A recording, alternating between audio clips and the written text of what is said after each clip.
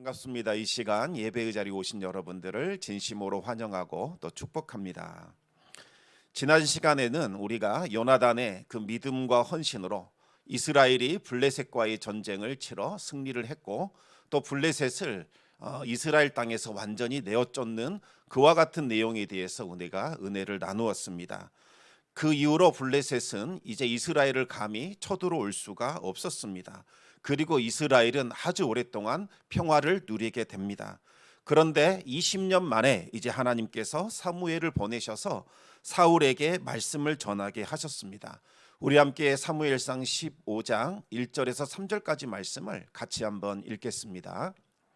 사무엘이 사울에게 이르되 여호와께서 나를 보내어 왕에게 기름을 부어 그의 백성 이스라엘 위에 왕으로 삼으셨은즉 이제 왕은 여호와의 말씀을 들으소서. 만군의 여호와께서 이같이 말씀하시기를 아말렉이 이스라엘에게 행한 일 곧 애굽에서 나올 때에 길에서 대적한 일로 내가 그들을 벌하노니 지금 가서 아말렉을 쳐서 그들의 모든 소유를 남기지 말고 진멸하되 남녀와 소아와 젖먹는 아이와 우양과 낙타와 나귀를 죽이라 하셨나이다 하니. 아멘. 하나님은 사울에게 가서 아말렉을 진멸하라 이와 같은 명령을 주셨습니다. 아말렉의 모든 소유를 남기지 말고 남녀와 어린 아이들과 젖먹는 아이와 낙타와 나귀를 모두 다 진멸하라고 말씀하셨습니다. 오늘날 인권의 관점에서 보면 이 명령이 너무나도 잔인하고 또 너무나도 과하다는 그와 같은 생각을 갖게 됩니다. 그래서 어떤 사람들은 말하기를 구약의 하나님은 피에 굶주린 하나님처럼 보인다 이렇게 비난을 합니다. 그런데 하나님께서 명하신 이 진멸하라는 말씀은 정치적으로 보복하라는 그런 의미가 아닙니다. 하나님께서 아말렉으로 인하여 당해야 했던 그와 같은 이스라엘의 수치, 그리고 하나님의 이 영광을 회복하기 위해서 하나님의 심판을 대행하라는 그와 같은 말씀입니다. 어떤 사람들은 어떻게 사랑의 하나님께서 창조하신 인간을 지옥불로 내려보낼 수 있느냐, 그런 하나님은 있을 수 없다 이렇게 주장을 합니다. 또 어떻게 사랑의 하나님이 지옥 형벌과 같은 심판을 내릴 수 있느냐 이렇게 말하면서 지옥 형벌은 없을 것이다 이렇게 주장을 하기도 합니다. 하지만 지옥은 분명히 존재합니다. 만약 지옥 형벌이 없다면 예수님께서 십자가를 지셔야 할 이유가 전혀 없습니다. 우리 하나님은 사랑의 하나님이시지만 동시에 공의의 하나님이십니다. 공의로운 하나님은 절대로 죄를 용납하지 않으실 뿐만 아니라 죄를 저지른 사람들을 반드시 심판하십니다. 이 하나님의 사랑과 하나님의 공의가 서로 상충되고 반대되는 것처럼 보이지만 그 모두를 다 충족시킨 것, 그것이 바로 예수님의 십자가입니다. 하나님은 독생자 예수 그리스도를 십자가에 내어주심으로써 얼마나 사람을 사랑하시는지 인간에 대한 하나님의 사랑을 확증해 주셨습니다. 그리고 또 죄인은 반드시 심판받아야 한다는 하나님의 공의를 충족시켜 주셨습니다. 따라서 누구든지 이제부터는 예수님의 십자가를 부인하고 거부한다면 하나님의 진노와 지옥 형벌을 피할 수 없게 되는 거죠. 그런데 왜 하필 하나님은 아말렉을 이토록 크게 진멸하라, 심판하라 말씀하셨을까요? 그 이유는 아말렉이 출애굽 사건 때에 용서받을 수 없는 죄악을 저질렀기 때문입니다. 아말렉은 이 광야를 지나가는 사람들, 그 사람들을 몰래 칼로 쳐서 죽이고 약탈하는 그와 같은 일들을 하면서 먹고 살았던 이 족속들이었습니다. 그런데 이스라엘이 출애굽한 후에 르비dim 광야에 머물러 있을 때에 아말렉이 몰래 쳐들어오게 됩니다. 하나님은 모세를 산으로 부르셔서 이스라엘을 위하여 손을 들고 기도하게 하셨습니다. 모세의 기도로 이스라엘은 아말렉을 물리칠 수 있었습니다. 그런데 아말렉은 그 후로도 아주 집요하고 끈질기게 이스라엘을 괴롭히게 됩니다. 아주 비겁한 방식으로 이스라엘을 괴롭혔습니다. 그들은 체력이 약해서 뒤로 처진 어린아이들, 부녀자들, 노인들을 죽이고 약탈하는 일들을 자행했습니다. 하나님은 이 아말렉의 행위를 매우 가증스럽게 여기셨고 반드시 그들을 심판하시겠다고 선언을 하셨습니다. 지금은 이스라엘이 그들을 대적할 수 없지만 장차 이스라엘이 가나안 땅에 들어가서 평화를 누리는 그 시대가 되면 그들로 인하여 아말렉을 진멸하여 이스라엘이 받았던 그 수치 그리고 모든 죄악을 제거하겠다고 말씀하셨습니다. 이제 이 사울을 통하여서 블레셋을 물리치셨고 20년간 평화를 얻게 되었으니까 하나님께서 이제 아말렉을 진멸하여 그동안에 누적되어 왔던 그들의 죄악과 이스라엘이 받아야 했던 수치와 하나님의 손상된 영광을 다시 회복시키는 그와 같은 일들을 하라고 사울에게 명령하신 겁니다. 사울은 이 아말렉을 진멸하는 이 전쟁을 수행하기 위하여 병사들을 소집했습니다. 그랬더니 21만 명이나 되는 아주 많은 숫자들이 모여들었습니다. 사울은 이들을 통솔해서 아말렉의 성에서 아주 가까운 그 골짜기에 매복을 시켰습니다. 그런데 이 아말렉의 성 안에는 겐 족속들도 함께 살고 있었습니다. 그런데 이 겐 족속들은 광야 생활할 때 이스라엘에게 아주 큰 도움을 주었던 이드로의 후손들이었습니다. 이드로는 모세의 장인이죠. 따라서 하나님은 이들이 아말렉과 함께 심판받는 것을 기뻐하지 않으셨습니다. 하나님은 의인이 악인과 함께 멸망당하는 것을 원하지 않기 때문에 반드시 악인의 멸망에로부터 의인을 구원해 주십니다. 사울은 겐 사람들에게 사람을 보내서 빨리 아말렉으로부터 나오라 이렇게 말을 했고 아말렉이 급히 겐 족속들이 급히 아말렉으로부터 빠져나오게 됩니다. 겐 사람들이 모두 빠져나온 것을 확인한 사울은 하나님의 말씀에 순종하여 이 아말렉과 전쟁을 치르게 됩니다. 하나님은 사울과 함께 하셔서 아말렉을 이기게 하셨고 사울은 아말렉을 진멸할 수 있었습니다. 여기까지만 보면 사울이 하나님의 말씀에 순종하여 전쟁을 치르고 그들을 진멸한 것처럼 보입니다. 그러나 사울은 하나님의 말씀에 온전히 순종하지 않았습니다. 우리 함께 사무엘상 15장 9절 말씀을 같이 읽겠습니다. 사울과 백성이 아각과 그의 양과 소의 가장 좋은 것 또는 기름진 것과 어린 양과 모든 좋은 것을 남기고 진멸하기를 즐겨 아니하고 가치 없고 하찮은 것은 진멸하니라. 아멘. 사울과 병사들은 좋고 기름진 것은 몰래 빼돌렸고 가치 없고 하찮은 것 그런 것만 다 진멸시켰습니다. 그리고 아말렉의 왕 아각도 죽이지 않고 포로로 살려뒀습니다. 아말렉의 왕을 죽이지 않고 포로로 삼아둔 것은 자신의 명예, 사울이 얼마만큼 큰 공적을 세웠는지 그것을 드러내기 위함이었습니다. 또 사울은 물질에 대한 욕심 때문에 좋은 것과 기름진 것은 멸하지 않고 자신의 것으로 취했습니다. 겉으로는 사울이 하나님의 말씀에 순종한 것처럼 보였지만 불순종이 조금이라도 섞여 있다면 이것은 온전한 순종이라고 볼 수 없습니다. 불순종, 다시 말하면 하나님의 말씀을 거역하는 것은 그 자체로 죄악입니다. 아무리 거룩한 것이 있다 할지라도 여기에 한 방울의 죄악이 들어가면 그 거룩함은 사라지게 되고 그 전체는 죄덩어리로 오염이 되게 되는 거지요. 그 어떤 것으로도 죄를 희석시킬 수 없고 그 어떤 것으로도 죄의 효력을 약화시킬 수 없습니다. 오직 예수 그리스도의 그 보혈로만 죄를 씻어낼 수 있고 죄를 소멸시킬 수 있는 겁니다. 우리가 99% 하나님께 순종했을지라도 1%의 죄와 불순종이 들어가게 된다면 결국에는 그 전체가 불순종과 죄로 물들게 되는 겁니다. 사울은 아말렉 족속을 쳐서 진멸하라는 하나님의 말씀에 온전히 순종하지 않았습니다. 사울은 자신의 명예를 드높이고자 아말렉의 왕 아각을 살려두었고 또 탐심과 탐욕에 사로잡혀서 좋은 것, 기름진 것을 남겨뒀습니다. 하나님은 아말렉을 진멸함으로써 과거의 그 모든 수치와 모든 죄악들, 하나님의 손상된 영광을 다시 회복시키기를 원하셨지만 사울의 그 욕심과 또 사울이 가진 그 명예심과 그의 불순종과 교만함으로 인하여 하나님의 계획이 틀어질 위기에 처하게 되었습니다. 이와 같은 모습은 20년 전 사울이 저질렀던 그 망령된 행동과 똑같았습니다. 예전에 사울이 블레셋과 전쟁을 앞두고 있었을 때에 사무엘이 사울에게 말했습니다. 내가 올 때까지 기다리고 있으라 이렇게 말을 했습니다. 그러나 사울은 사무엘을 기다리지 못하고 자신이 직접 번제를 드려 하나님을 업신여기는 그와 같은 망령된 행위를 했습니다. 결국 사무엘은 사울의 통치가 그리 오래 가지 못할 것이라고 선언을 하게 됩니다. 그런데 이번에도 그와 같은 일들이 일어나게 된 겁니다. 사울은 말씀에 불순종하여 하나님을 업신여겼습니다. 우리 함께 사무엘상 15장 10절과 11절 말씀을 같이 읽겠습니다.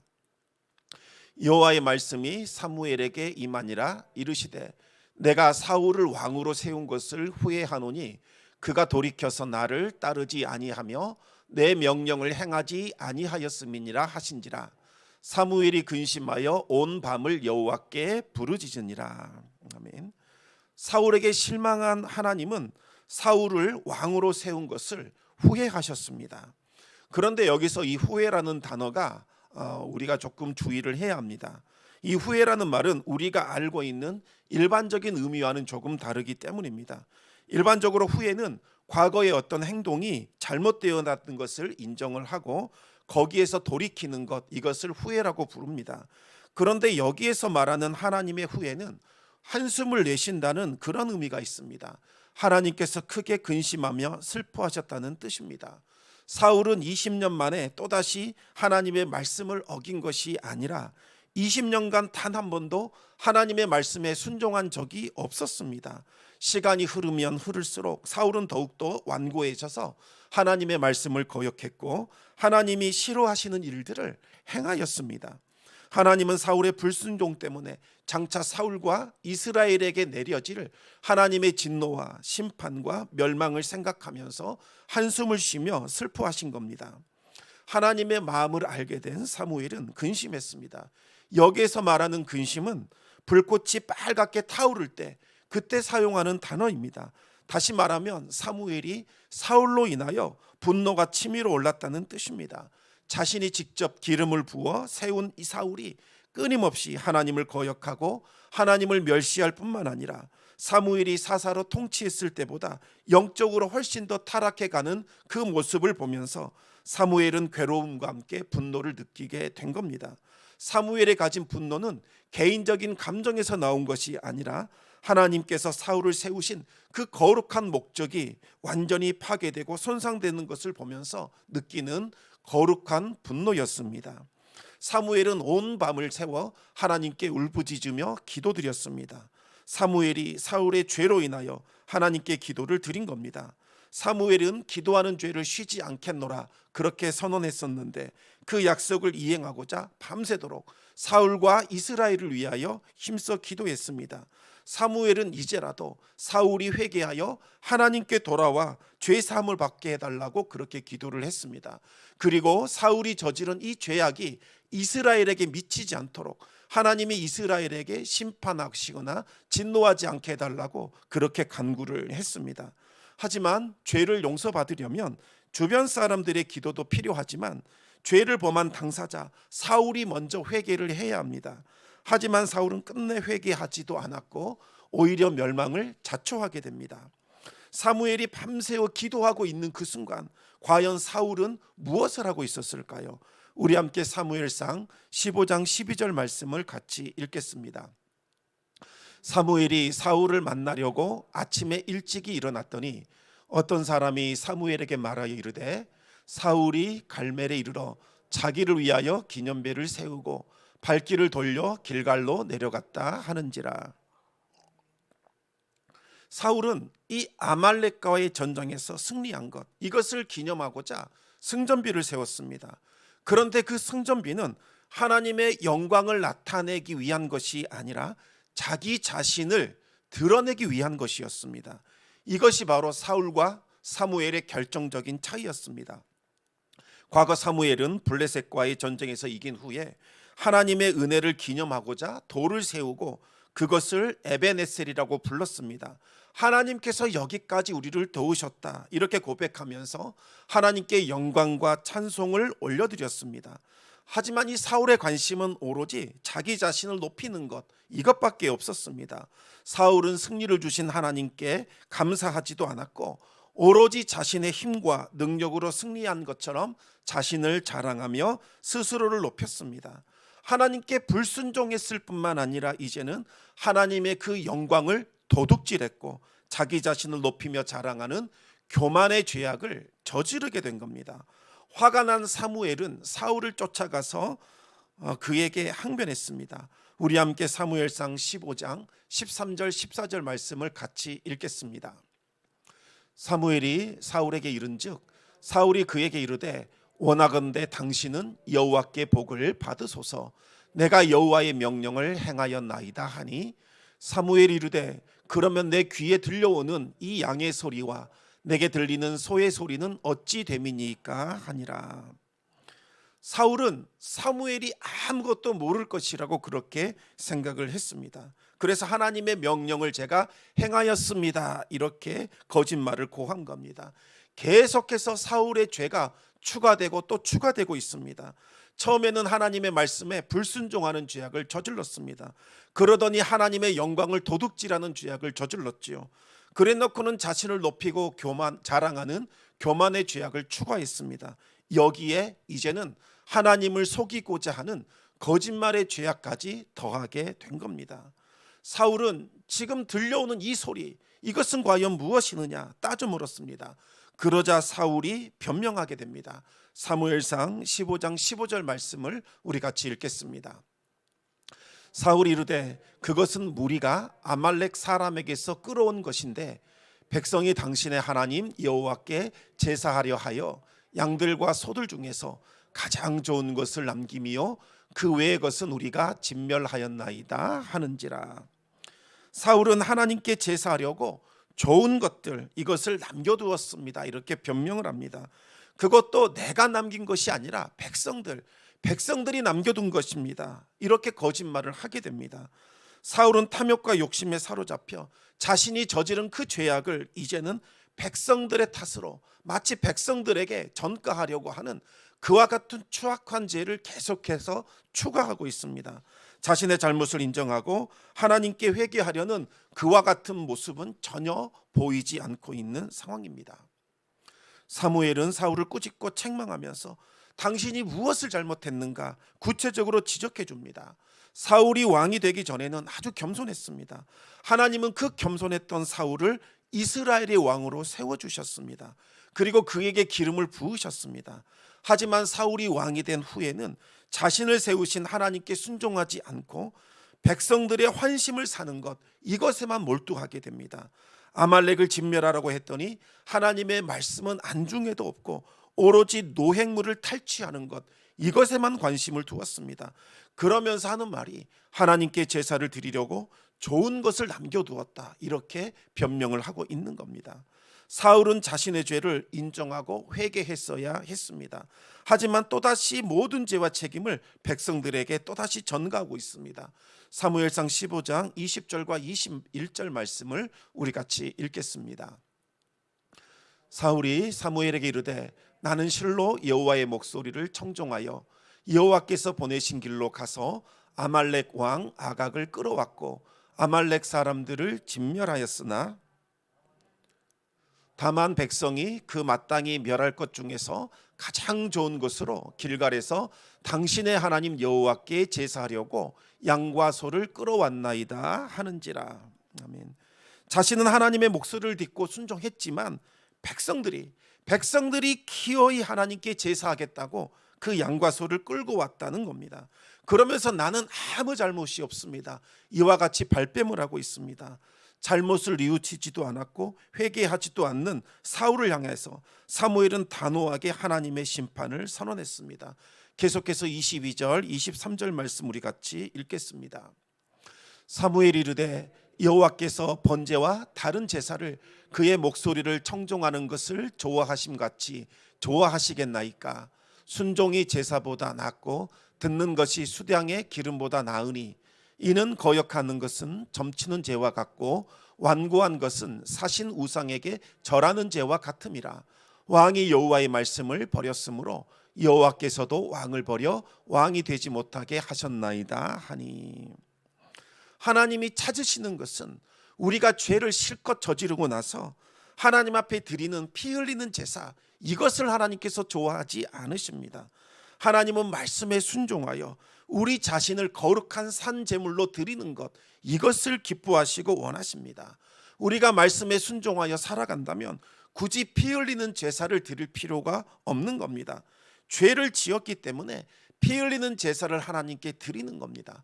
하나님이 피 흘린 제사가 너무나 좋아서 그것을 받으시는 것이 아니라 그 제사를 받아주셔야만 우리의 죄를 씻어낼 수 있기 때문에, 다시 우리와 교제할 수 있기 때문에, 그리고 우리가 하나님과 동행할 수 있기 때문에 하나님께서 제사를 받아주시는 겁니다. 하지만 인간은 죄와 그 연약함 때문에 계속해서 하나님께 불순종하고 또다시 죄를 짓게 됩니다. 그럴지라도 우리가 죄를 지었다면 마땅히 죄를 인정하고 하나님 앞에 회개해야 합니다. 그러면 하나님께서 우리를 받아주시고 다시 용서해 주십니다. 하지만 그럼에도 불구하고 우리가 회개하지 않는다면 그것은 점을 치는 것 같은 극악한 죄요, 우상을 숭배하는 것 같은 죄와 같아서 절대로 용서를 받을 수 없게 됩니다.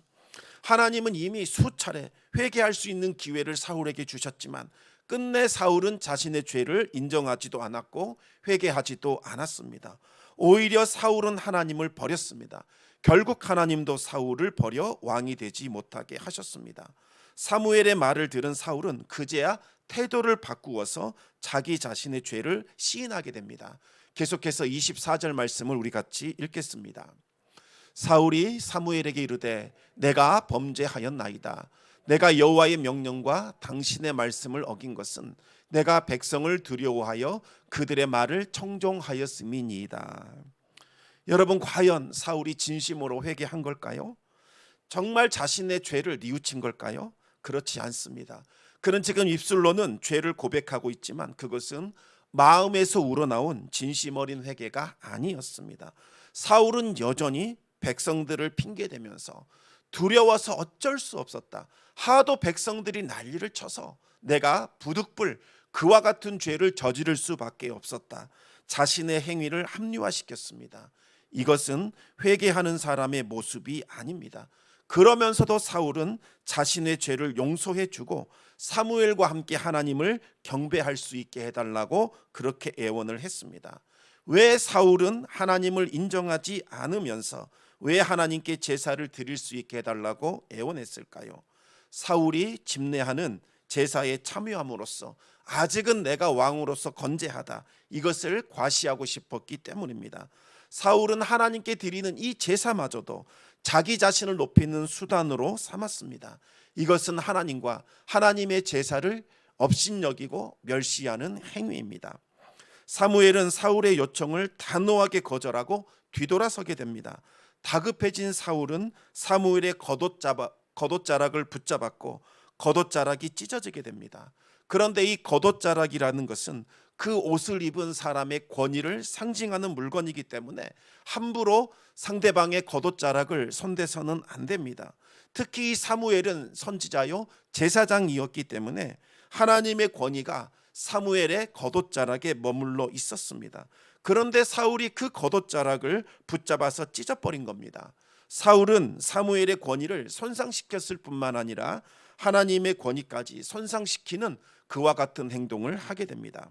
사울이 겉옷자락을 찢는 이 행위를 보면서 사무엘은 이제 하나님의 뜻이 구체적으로 나타나는 것을 깨닫게 됩니다. 하나님은 사울에게서 이스라엘을 떼어 사울보다 더 나은 사람, 하나님의 말씀을 청종하고 하나님께 순종하는 사람에게 주셨다고 선언을 하게 됩니다. 성령의 감동을 받은 사무엘은 사울의 왕권이 이미 다른 사람에게 넘어갔다고 선언을 하게 됩니다. 사울로부터 이스라엘의 왕권을 물려받은 사람은 바로 다윗입니다. 사무엘의 말을 들은 사울은 더욱더 끈질기게 사무엘에게 매달리게 됩니다. 그러나 사울의 말은 사무엘의 마음을 더욱더 아프게 할 뿐이었습니다. 우리 사무엘상 15장 30절 말씀을 같이 읽겠습니다. 사울이 이르되 내가 범죄하였을지라도 이제 청하옵나니 내 백성의 장로들 앞과 이스라엘 앞에서 나를 높이사 나와 함께 돌아가서 내가 당신의 하나님 여호와께 경배하게 하소서 하더라. 사울의 관심사는 오로지 자신의 왕권 이것밖에 없었습니다. 하나님에 대해서는 아무런 관심이 없었습니다. 심지어 하나님에 대해서 말하기를 나의 하나님 여호와 이렇게 부르는 것이 아니라 당신의 하나님 여호와 이렇게 부르고 있습니다. 사울은 이미 하나님과 끊어진 상태, 결별된 상태였습니다. 하나님을 떠난 지 오래되었습니다. 형식적으로만 하나님을 믿는 척하지만 그의 마음에는 이미 하나님이 계시지 않았습니다. 하나님은 사울이 돌아올 수 있도록 여러 차례 끊임없이 기회를 주셨지만 사울은 마음을 닫아버렸습니다. 사울은 회개할 수 있는 기회를 완전히 잃어버렸고 이제는 멸망의 길을 걸어가게 됩니다. 그 후로 사무엘은 죽는 날까지 사무엘을 두 번 다시 보지 않았습니다. 사랑하는 성도 여러분, 하나님께서 우리에게 원하시는 것은 우리가 뭔가 이 화려한 제사를 드리거나 하나님 앞에서 대단한 일들을 행하는 것, 하나님은 이것을 우리에게 원하는 것이 아닙니다. 하나님은 우리가 겸손하게 하나님 앞에서 우리 자신을 낮추고 하나님의 말씀을 듣고 하나님께 순종하는 것, 이것을 원하십니다. 하나님은 우리가 하나님과 동행하는 삶을 살기를 기뻐하십니다. 믿음은 들음에서 나는 겁니다. 우리가 말씀을 듣고 순종할 때에 믿음이 생겨나게 됩니다. 사울이 겸손하게 자신을 낮추며 하나님의 말씀을 듣고 순종했을 때에는 하나님이 그를 지극히 높여 이스라엘의 왕으로 세워주셨습니다. 하지만 사울이 자신의 그 욕망과 탐욕에 사로잡혀 하나님의 말씀을 듣지 않고 자기 자신이 스스로 자신을 높이는 교만에 빠져서 불순종했을 때에 하나님은 사울을 버리셨고 그의 왕권을 빼앗아 다윗에게 넘겨주셨습니다. 하나님은 하나님을 존중히 여기는 그 사람을 존중히 여기시고 하나님을 멸시하는 그 사람을 경멸하십니다.